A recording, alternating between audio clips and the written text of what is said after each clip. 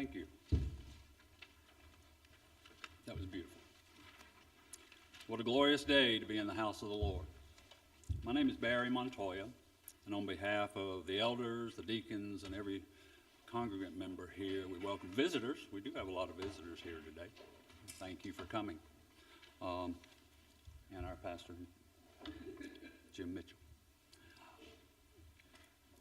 Glad for people to be here in person, of course, and on live stream.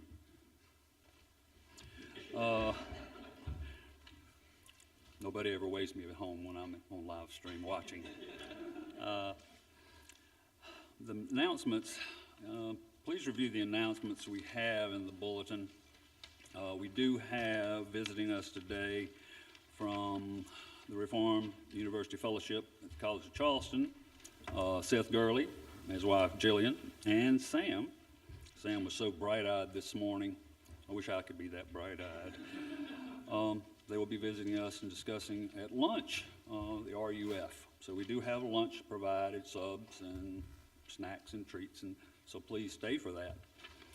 We also have coming up on the 28th a church picnic, and that will be at the Ashley River Park at the Loblolly picnic site. The main dishes will be provided, bring a side and dessert, and that is in your bulletin, and you can contact Deacon Raymond Paskauskas, and any information that is in the bulletin. And any other announcements I have not foreseen anything, and I hope I've got everything. Please take this time to prepare for worship in your hearts and minds.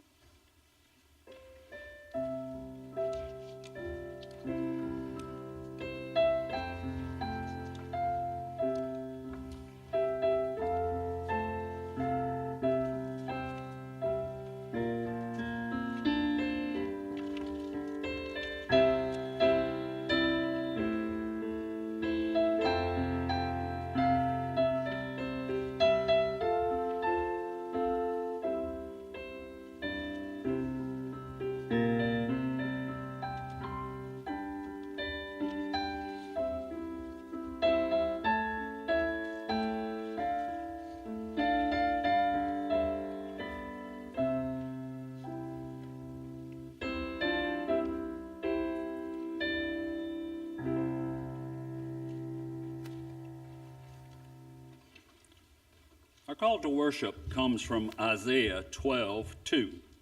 Behold, God is my salvation. I will trust and will not be afraid.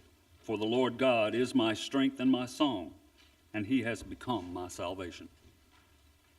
Let us stand and sing number 55 in the Trinity hymnal, To God Be the Glory, and please remain standing for the prayer of invocation and the Lord's Prayer.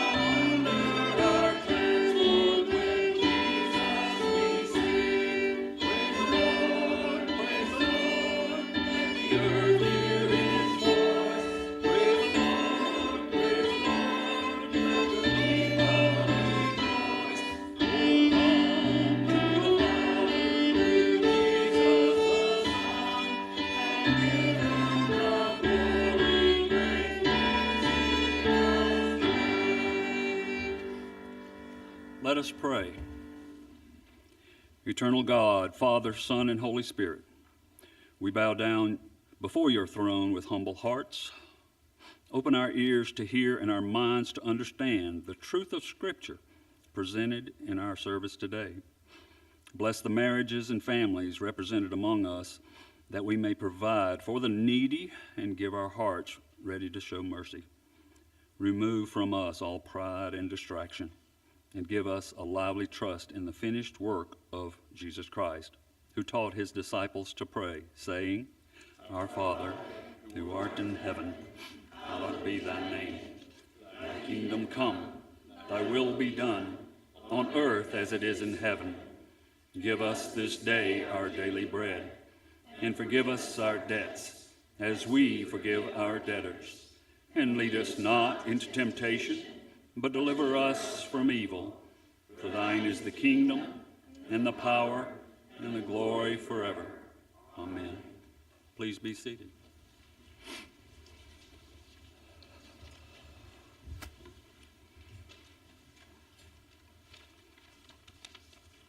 Our confession of sin comes from Romans chapter 3, verses 19 and 20. Now we know that whatever the law says, it speaks to those who are under the law, so that every mouth may be stopped and the whole world may be held accountable to God. For by works of the law, no human being will be justified in his sight, since through the law comes knowledge of sin.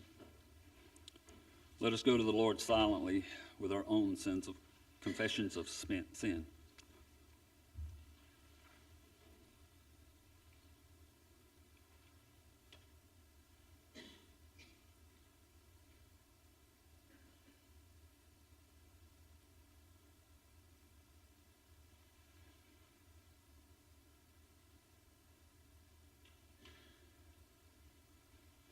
Amen.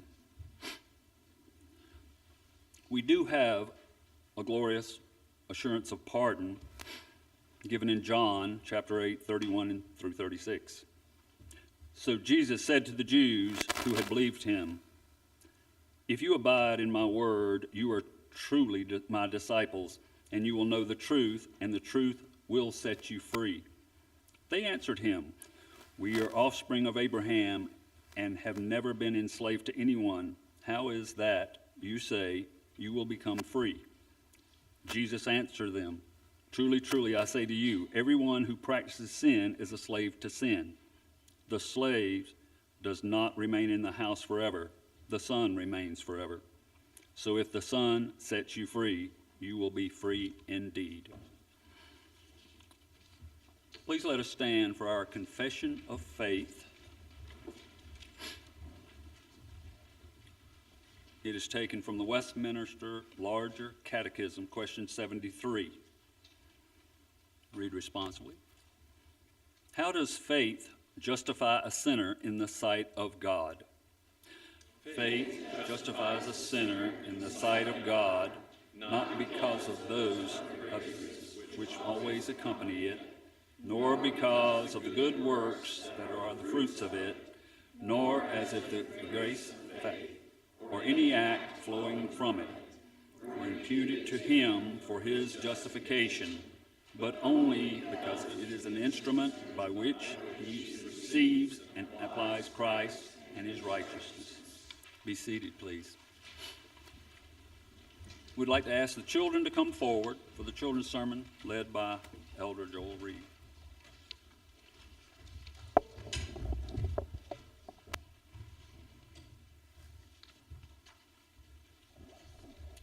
Good morning. You look really awake this morning. I'm proud of you guys. What does it mean to commit?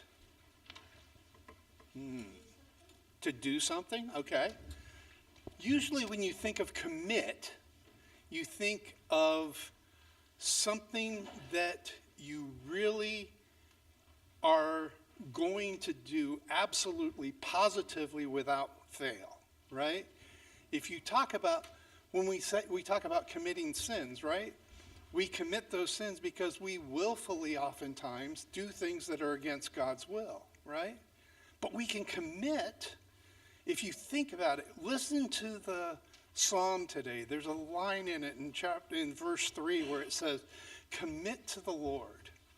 If we all committed ourselves to the Lord the way we commit ourselves to often things that we do because we want to do them, but if we commit ourselves to the Lord to do what he wants us to do, he will be faithful to lead us in the path that he has set for us. Let's pray.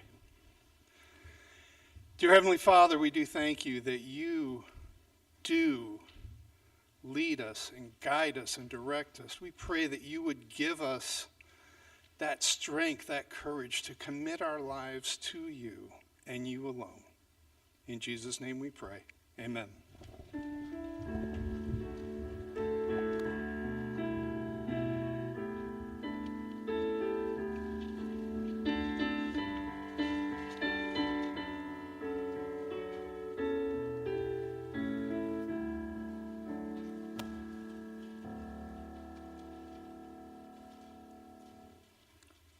Our scripture reading today comes from Matthew chapter 5, 1 through 16, the Sermon on the Mount.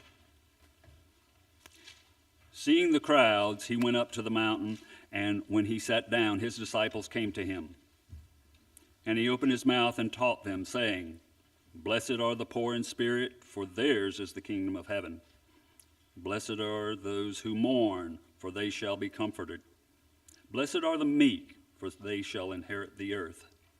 Blessed are those who hunger and thirst for righteousness, for they shall be satisfied. Blessed are the merciful, for they shall receive mercy. Blessed are the pure in heart, for they shall see God. Blessed are the peacemakers, for they shall be called sons of God. Blessed are those who are persecuted for righteousness' sake, for theirs is the kingdom of heaven.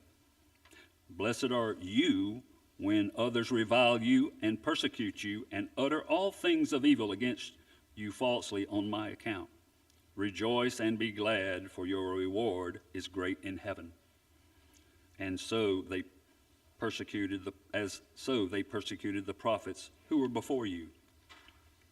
You are the salt of the earth, but if salt has lost its taste, how shall its saltiness be restored? It is no longer good for anything except to be thrown out and trampled under people's feet. You are the light of the world. A city set on a hill cannot be hidden, nor do people light a lamp and put it under a basket, but on a stand, and it gives light to all in the house. In the same way, let your light shine before others, so that you may see your good works and give glory to your Father who is in heaven. Let us apply these words to our lives. Amen.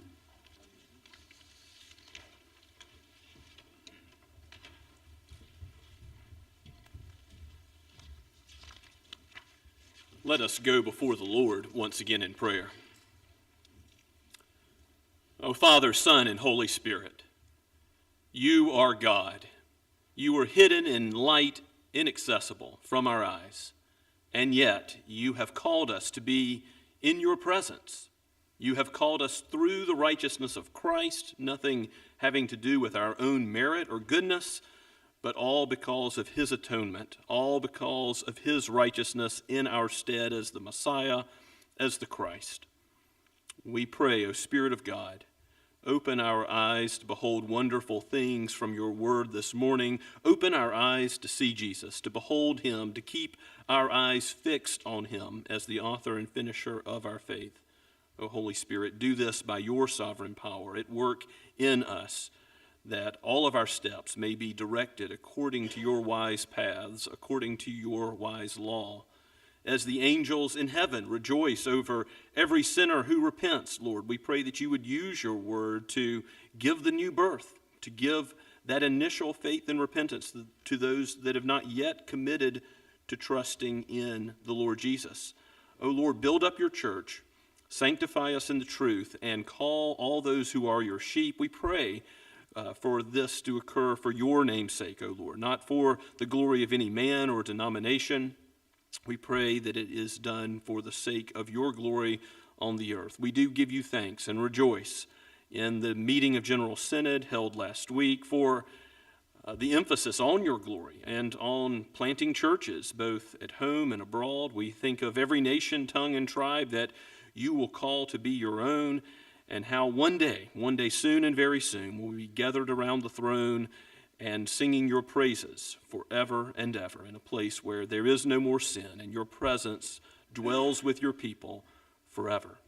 Until that day, O Lord, aid us to have this zeal that you have called us to in spreading your gospel. Father, we thank you for Reverend Maury Lawing and the work of Outreach North America, and for the commitment to plant churches, for the monies given to this, and for the work of the presbytery in planting more churches throughout the United States. And we pray particularly for our presbytery, for Catawba. And Lord, we long to see more churches planted in the Low Country, for there are many souls here, and we long to see your gospel proclaimed to every neighborhood. Father, we ask that you would use Scots Kirk and enable us to one day daughter a church, to come to the place where we can send out from amongst our own number to give the gospel to others in the Tri-County area. We thank you, Father, for Shem Creek, and we do lift up Reverend Ben Carver and that work. And Father, we also pray with thanksgiving for what you were doing through Reformed University Fellowship, for the way it reaches college students, and particularly, Lord, for the way in which it connects them to the church. And we pray for Seth Gurley, in particular with College of Charleston, and we thank you, Father, for his ministry, for his presence with us today, and for the presentation we'll hear today. We ask that you would bless him, that you would bless his family, and that you would bless all those that hear the word in conversations going from person to person and in public in the large group ministry of that campus. Lord, may your word accomplish all that you have intended for it. May it not return void, but just as you have promised, build up your people in the truth and call all those who are your sheep. Oh Lord, you are building your church.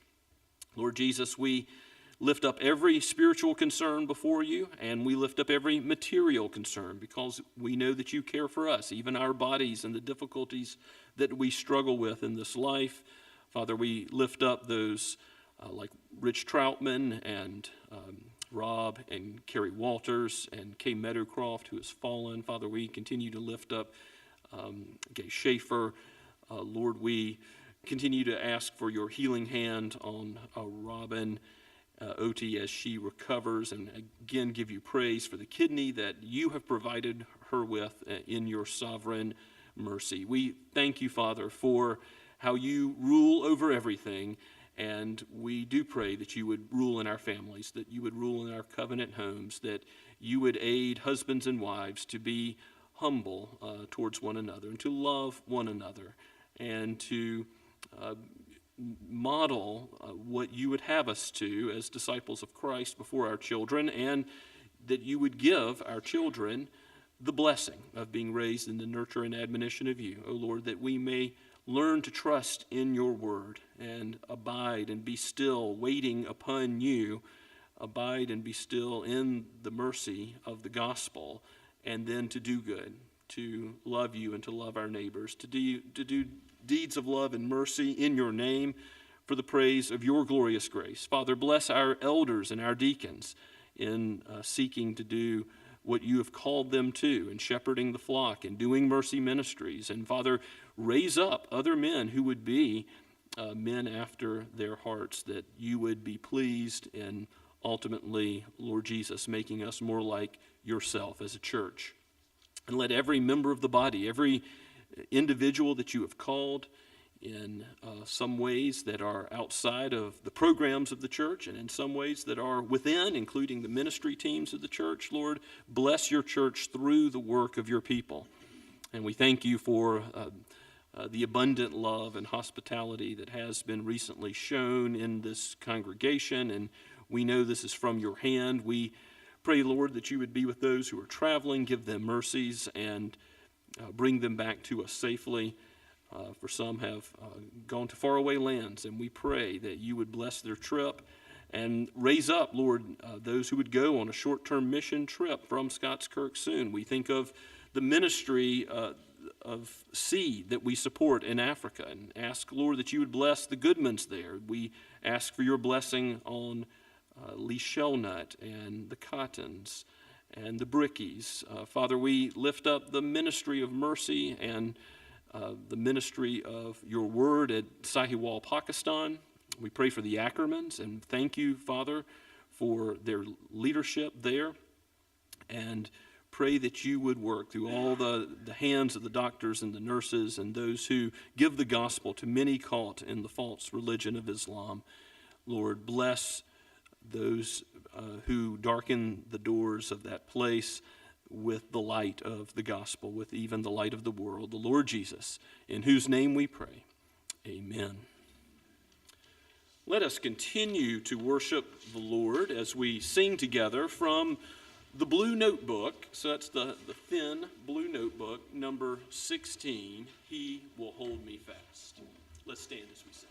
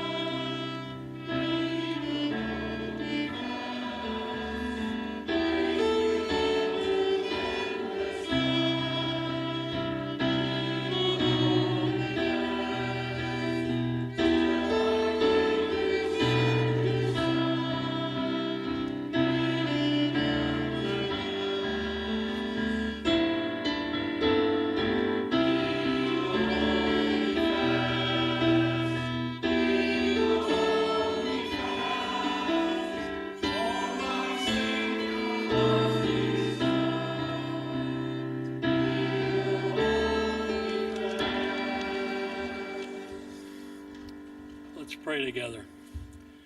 Heavenly Father, we come together today thankful for this opportunity to worship. You alone deserve all the glory, honor, and praise. Thank you for your endless love and countless blessings. Thank you for meeting all of our daily needs like food, shelter, and care. We are humbled by the way you provide for us in ways beyond what we can imagine. Thank you for answering our prayers in your perfect time, even when we don't understand it.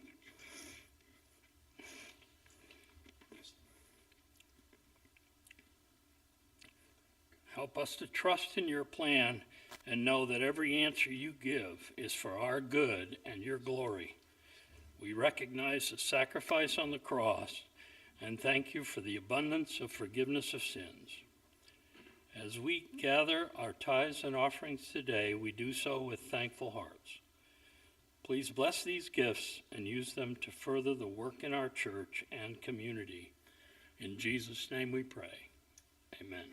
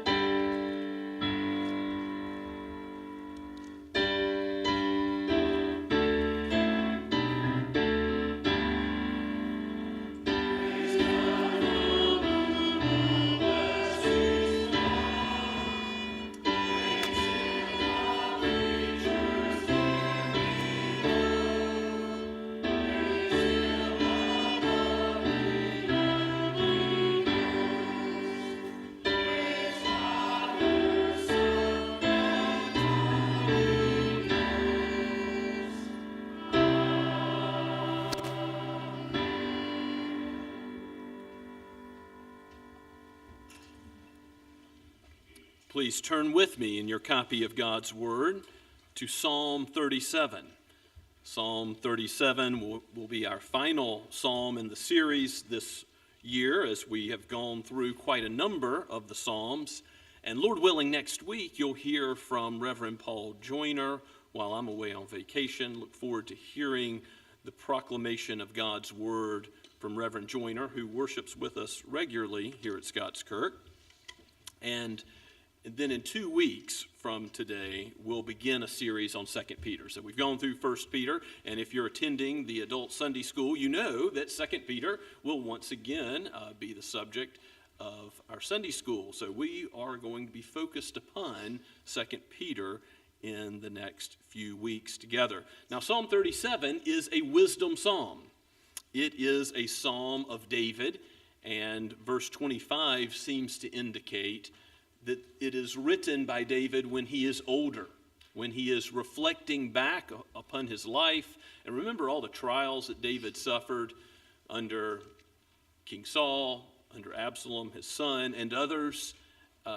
David reflects on evildoers getting away with doing evil in a way that anticipates Psalm 73, looking into the sanctuary of God and seeing the ultimate end of those who follow the path of righteousness and the path of wickedness, which also is sort of an expansion on or a commentary on Psalm 1, that first wisdom psalm, giving a direction to the whole Psalter. So this is an important psalm. It's an acrostic, similar to Psalm 119.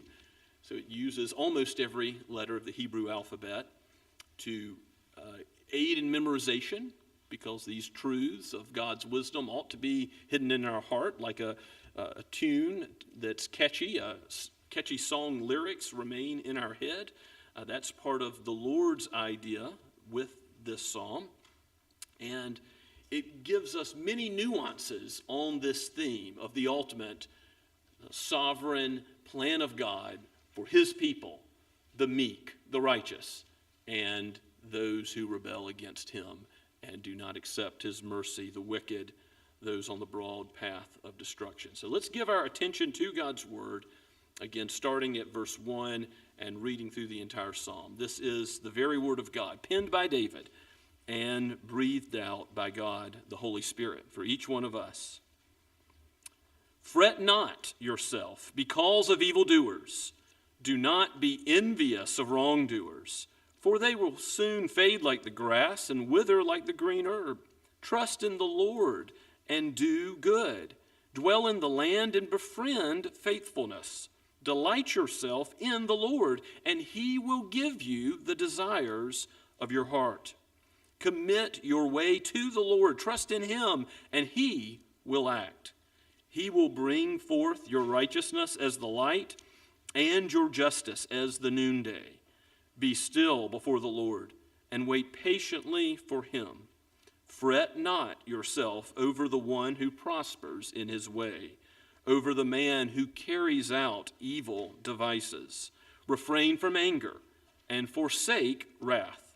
Fret not yourself, it tends only to evil, for the evildoers shall be cut off, but those who wait for the Lord shall inherit the land. In just a little while, the wicked will be no more. Though you look carefully at his place, he will not be there. But the meek shall inherit the land and delight themselves in abundant peace. The wicked plots against the righteous and gnashes his teeth at him, but the Lord laughs at the wicked. For he sees that his day is coming. The wicked draw the sword and bend their bows to bring down the poor and needy, to slay those whose way is upright. Their sword shall enter their own heart, and their bows shall be broken. Better is the little that the righteous has than the abundance of many wicked. For the arms of the wicked shall be broken, but the Lord upholds the righteous. The Lord knows the day of the blameless, and their heritage will remain forever. They are not put to shame in evil times. In the days of famine they have abundance, but the wicked will perish. The enemies of the Lord are like the glory of the pastures. They vanish. Like smoke, they vanish away. The wicked borrows, but does not pay back. The righteous is generous and gives. For those blessed by the Lord shall inherit the land, but those cursed by him shall be cut off. The steps of a man are established by the Lord. When he delights in his way, though he fall, he shall not be cast headlong, for the Lord upholds his hand. I have been young and now am old, yet I have not seen the righteous forsaken, or his children begging for bread. He is ever lending generously, and his children become a blessing. Turn away from evil and do good, so shall you dwell forever. For the Lord loves justice. He will not forsake his saints. They are preserved forever, but the children of the wicked shall be cut off. The righteous shall inherit the land and dwell upon it forever. The mouth of the righteous utters wisdom, and his tongue speaks justice. The law of his God is in his heart. His steps do not slip. The wicked watches for the righteous and seeks to put him to death. The Lord will not abandon him to his power, or let him be condemned when he is brought to trial. Wait for the Lord and keep his way, and he will exalt you to inherit the land. You will look on when the wicked are cut off. I have seen a wicked, ruthless man spreading himself like a green laurel tree, but he passed away, and behold, he was no more. Though I sought him, he could not be found. Mark the blameless, and behold the upright, for there is a future of a man for the man of peace. But transgressors shall be altogether destroyed. The future of the wicked shall be cut off. The salvation of the righteous is from the Lord. He is their stronghold in the time of trouble. The Lord helps them and delivers them. He delivers them from the wicked and saves them because they take refuge in him. Amen. Let us pray and ask God to bless the reading of his word. O Lord, this is your word. It is life-giving and life-changing. Transform us and make us more like Christ. Make us more like the righteous one who delighted in you in every way, and you have shown yourself to be faithful in. And we shall be called children of the Most High because of his work given to us. O glory of glories, salvation is of your strong right hand, O Lord. Be at work now in our lives in applying this text to us. We ask in Jesus' name, amen. This psalm reflects on the evil works of evil men in a way that begins with, do not worry. Do not fret, the very first verse says, and this theme is repeated. Though worry is, in some ways, a respectable sin. Remember the book we went through in our Bereans Bible study, Respectable Sins by Jerry Bridges. It lists a bunch of sins, but of all the sins, this isn't murder or adultery or theft. This is worry. And it is, in some ways, the respectable sin. If you worry, you might find others in the church who will come alongside you and encourage you in that worry, in that fretting over God's providence not going well in your life. And it ought not be so. And this chapter of the Psalms gives us an admonition to trust in the Lord with the eyes of faith and not to look at things from our weak and limited human perspective. Fret not.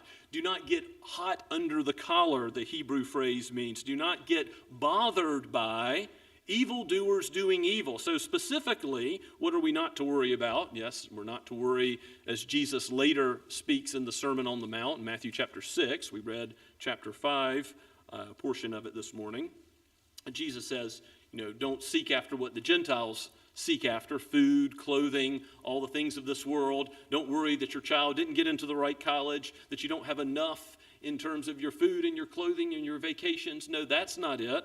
But seek first the kingdom of God and his righteousness, and all else you need will be applied to you. But specifically, do not worry because of God's providence that you don't understand why it is the case, why certain things are happening in your life, why certain evildoers seem to be getting away with evil.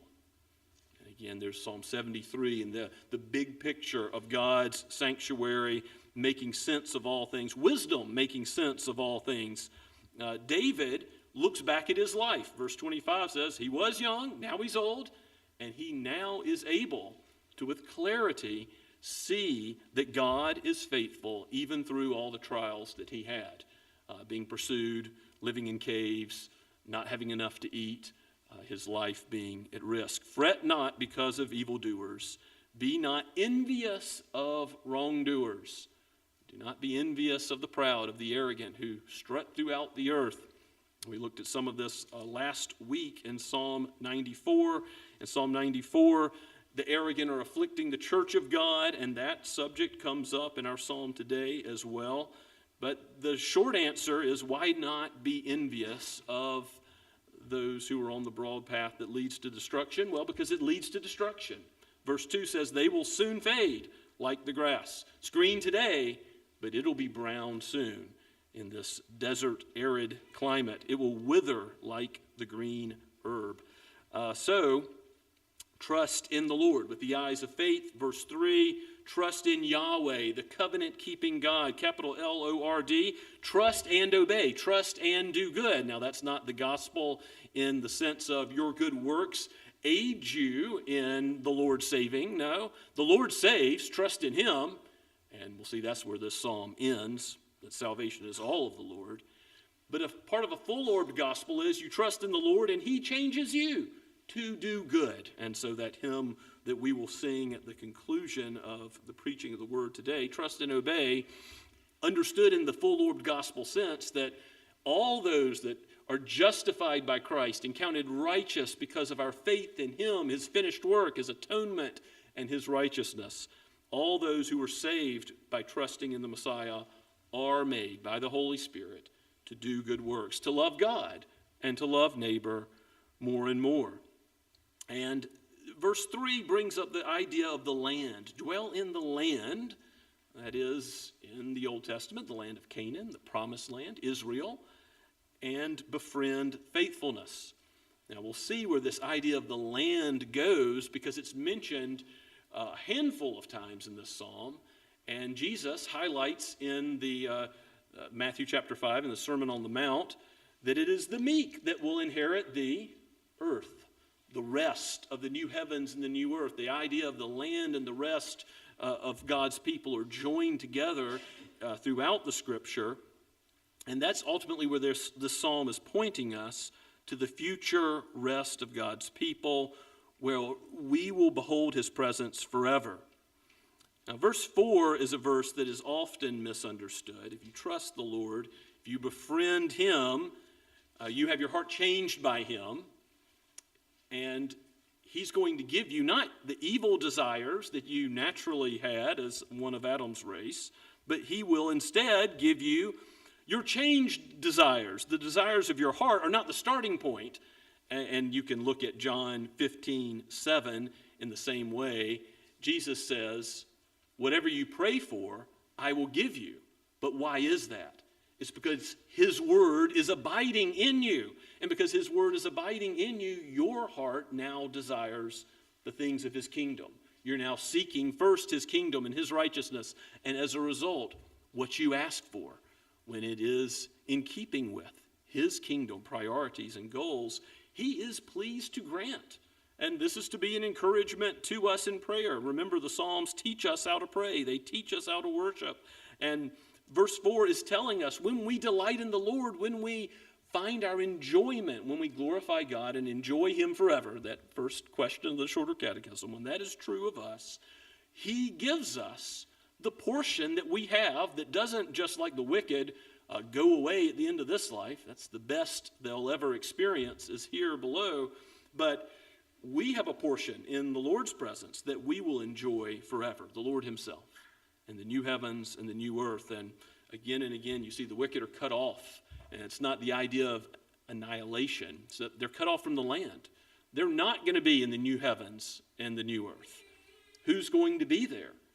Those that God sovereignly redeems by his omnipotent hand, those who trust in him, those who are made to delight in him. And yes, you and I say, Lord, help me to delight more in your word and in your people, in your law, in your wisdom. We need more of it. We come confessing our sin as we did this morning because our delight isn't as total and full as it should be. But we are called to delight in him, and he helps us even when we stumble and fall. You can go down to skip ahead a bit in the psalm to verse 24. Though he fall, that is, though the righteous man fall, he shall not be cast headlong, for the Lord upholds his hand. This is duplicated in Proverbs 24:16, where it says that the righteous falls 7 times, but is not cast down headlong. In other words, the stumbles we have aren't ultimate falls. Why not? Nothing to be attributed to our righteousness or goodness, but the strong, omnipotent right hand of the Lord upholds us. The Lord upholds the hand of the righteous, and that's why we will not ultimately fall away. None will slip out of Christ's hands. This is good news that he abides with his sheep. Regardless of our faithlessness, he is faithful, and he is a covenant-keeping God. In verse 5, we're told to commit our way to the Lord. Again, capital L-O-R-D, Yahweh, the covenant-keeping Lord. Trust in him because he is trustworthy, and he will act. You can also parallel this with Proverbs 3, verses 5 and 6. Do not lean on your own understanding, but trust in the Lord. In all your ways acknowledge him, and he will direct your paths. Not only will he direct them, he, by his omnipotent right arm, will give you the Holy Spirit so that you're able to walk in the paths that he shows you in his word. And that will ultimately lead to, verse 6, this future glory. So it doesn't seem like the evil are getting what they deserve, and it seems like the righteous aren't getting what they deserve. Everything seems topsy-turvy and wrong, but don't fret, don't worry, because here's what will happen. He will bring forth your righteousness as the light, and your justice as the noonday. That is, the righteous will dwell in the presence of the Lord forever, and those who are wicked will have sin justly punished by God. Remember, arise, O God of vengeance, shine forth on the day of the Lord. That subject of Psalm 94 is in view here as well. So God's people, how do we trust in the Lord? It's not always what you think. Do. Yes, we're to do good, to love God and to love others, but look at what verse 7 says. Be still before the Lord. Wait patiently for him. More than the watchmen wait for the morning. Wait for the Lord. What does that mean? It means to be patient for his timing to be seen by you. Trust in his word. If he says the wicked are going to be punished, the wicked are going to be punished. If he says the righteous are going to be vindicated, believe him and wait patiently now. Don't fail to trust in his promises. Don't doubt his goodness. Don't doubt his faithfulness, for he is a covenant-keeping God. And in Christ, he has kept all the conditions of the covenant that we have failed to keep. This psalm does ultimately speak of Christ. As we'll see, Christ is the one who was unjustly put to death. He was unjustly given a trial that called him unrighteous, but he was called unrighteous so that we might be credited with the righteousness of God. Be still before the Lord.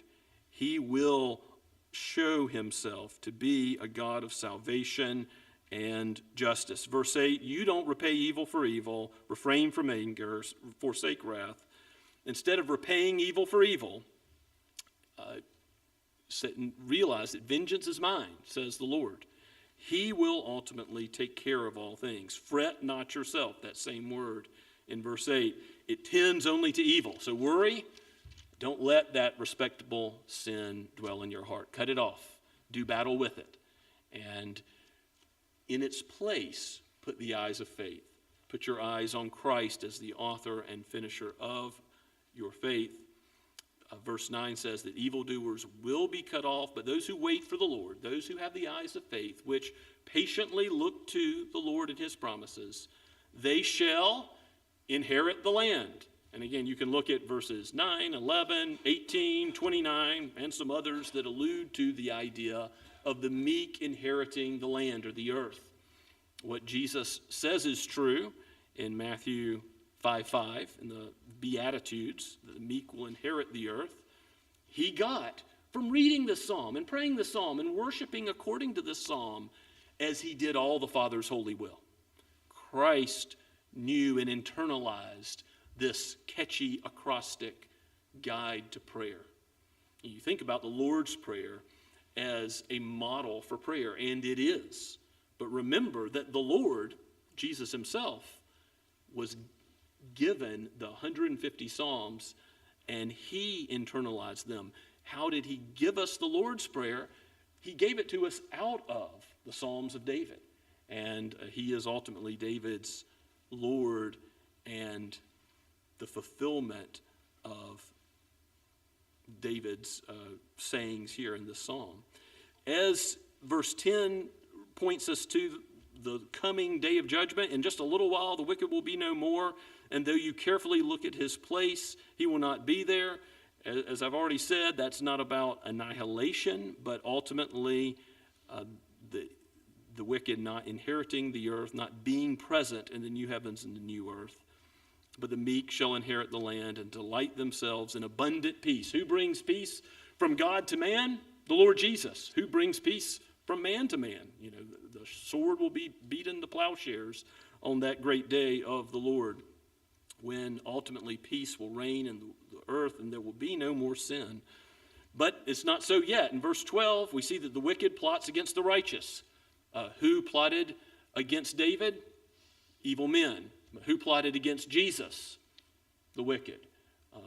Evil men in religious leadership, evil men in the secular leadership plotted together, and they gnashed their teeth at him, yes, but the Lord laughs at the wicked. Psalm 2 is alluded to here. It holds them in derision. The Lord will ultimately laugh in judgment, in scorn, at those who plot against him. Plot against the Creator? You're the created. Every knee will bow, every tongue will confess that Jesus is Lord. And he is vindicated, we'll see by the end of the psalm, as the plots of the wicked are more fully explained. In verse 14, the wicked draw the sword, bend their bows to bring down the poor and needy, to slay those whose way is upright. Remember in Psalm 94, verses 3 through 7, talk about the church being afflicted. Arise, O God of vengeance, because your people are being crushed. And the poor, the fatherless, the orphan, the widow, this idea of those who are afflicting the most needy in society, what will God do for them? Well, ultimately, he will slay them by their own swords. Their swords will enter their own hearts. Judgment is coming. And their bows will be broken. So those they intended to hurt are not going to be hurt. God will be their refuge and their rock and their redeemer. He goes on in verse 16 to say that better is the little that the righteous has than the abundance of the wicked.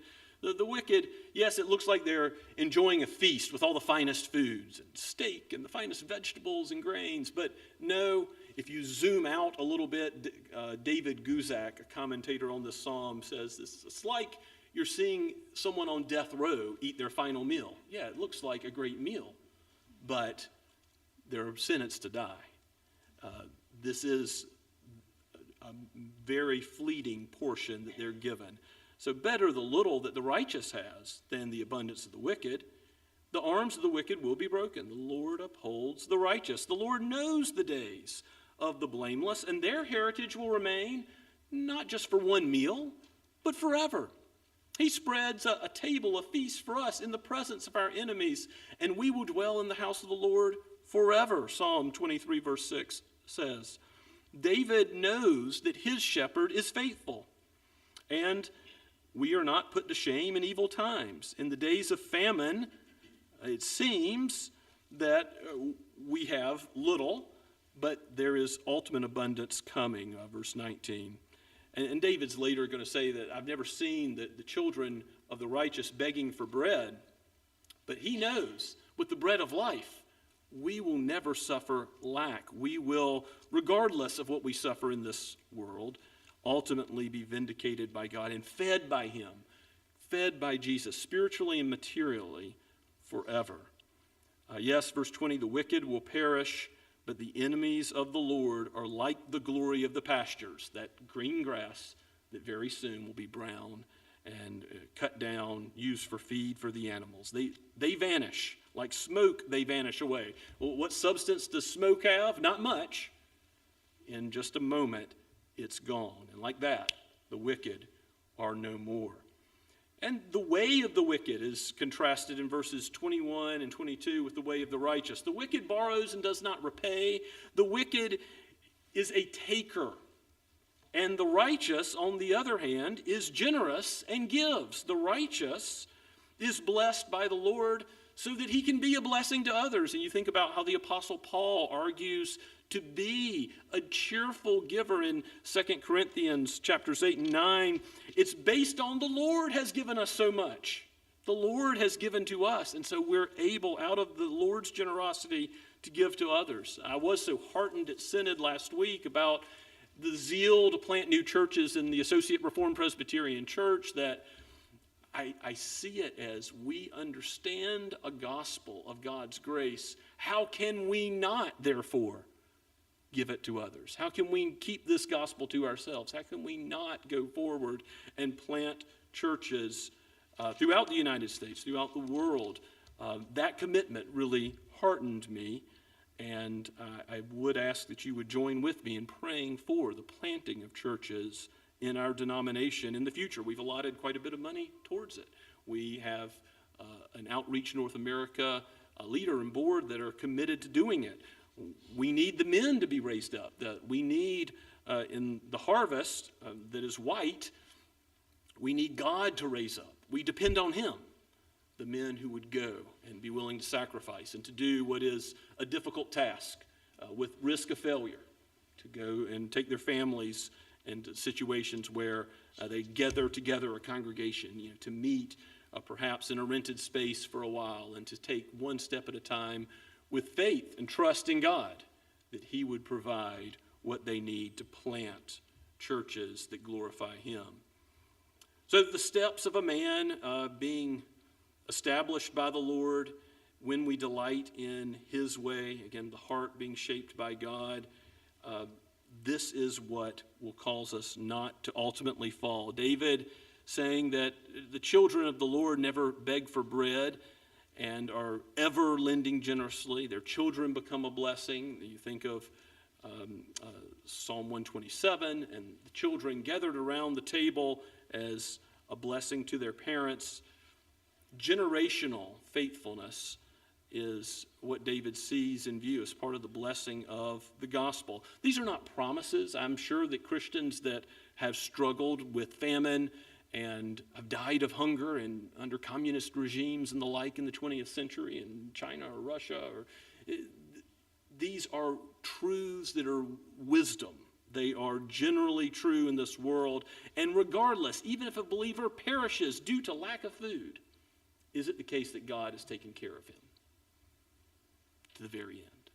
Absolutely. Whatever way God calls us home, David is assured that when God is your refuge, no harm will come to you. And so he says, like Psalm 34:14 says, seek peace and pursue it. Turn away from evil and do good. Same language. Turn away from evil and do good, and you will dwell forever. Where?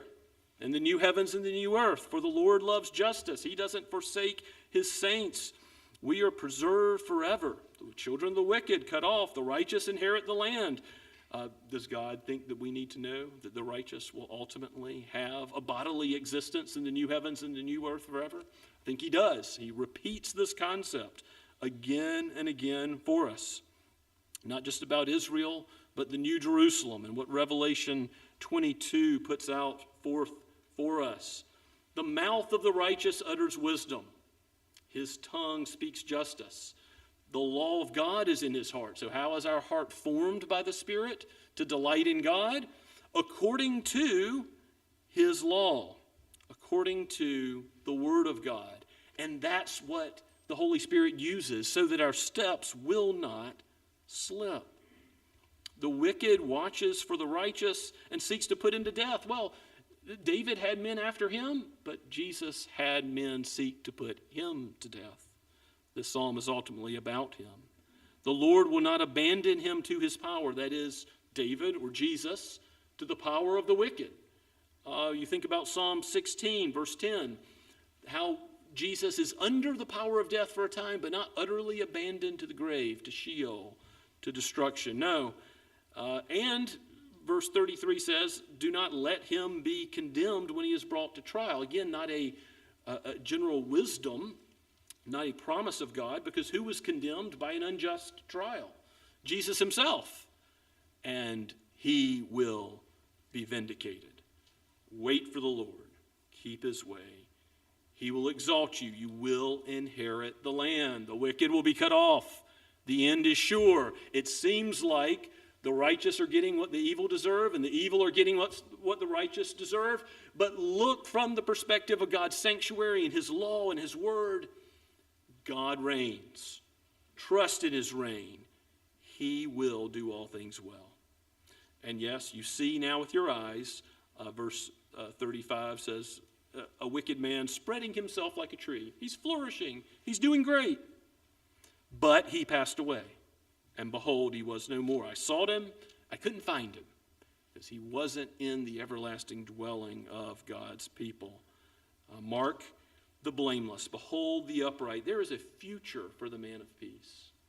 There's a future for all those who are in Christ, who have peace between God and man with him, who have peace with their neighbors because of the peace of God that overflows so that we would be made peacemakers. Blessed are the peacemakers, Jesus also said.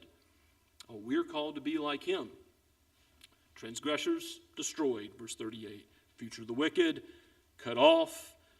The salvation of the righteousness of the righteous is from the Lord. The salvation of God's people is all of him. And just so you know where you're tuned into, salvation is of the Lord, like Jonah chapter 2, when Jonah is swallowed up by a fish when he should be drowning to death. This is salvation from beginning to end, even as you trust and obey, even as you're sanctified in the truth. Salvation from your justification, your sanctification, your ultimate glorification in the future, new heavens and new earth. That is all the Lord's doing.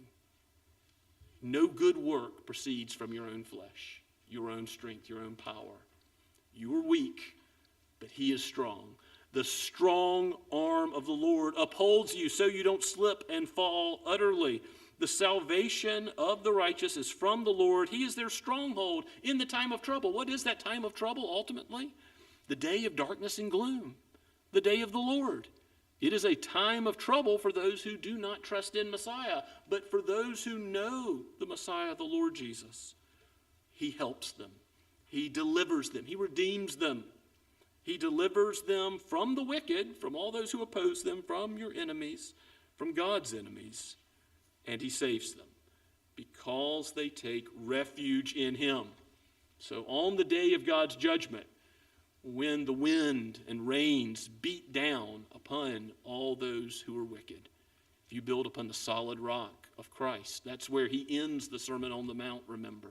If you build upon him, if your faith is in him, do you have any fear on the day of Christ's return? Fret not. And so, since on the day of the Lord, you don't need to fret or worry, therefore, since God is sovereign over time, the one who knows the end from the beginning, who knows the future, you should not fret now, even though you don't see how it all works out yet. You see evil men doing evil things in the kingdom of the world, in your neighborhood, in your workplace, in your family. You see evil in the church. You see what is wrong in this world. You see that men of pride are going on and they're flourishing. And the humble are being beaten down. But fret not, do not worry. Trust God. He's sovereign and he does all things well. Let's pray together. Oh God, we give you praise, Father, Son, and Holy Spirit, for your word. Help us to believe it, to trust in it, to see your glory dwelling with your people, and to see that rather than all that is wrong in our world today. Help us to have the eyes of faith, come whatever may. We pray in Christ's name. Amen. Let us sing now to the Lord, praising him, from number 672 in the Trinity hymnal, Trust and Obey. Trust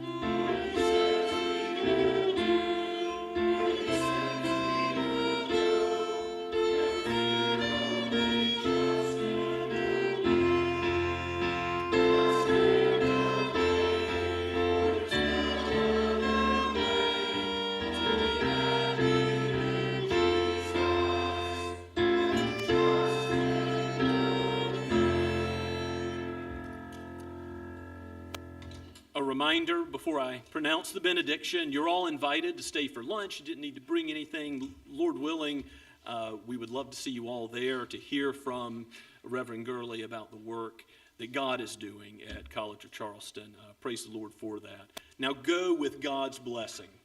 Now to him who is able to keep you from stumbling and present you blameless before the presence of his glory with great joy, to the only God, our Savior, through Jesus Christ our Lord, be glory, majesty, dominion, and authority before all time, now and forever. Amen.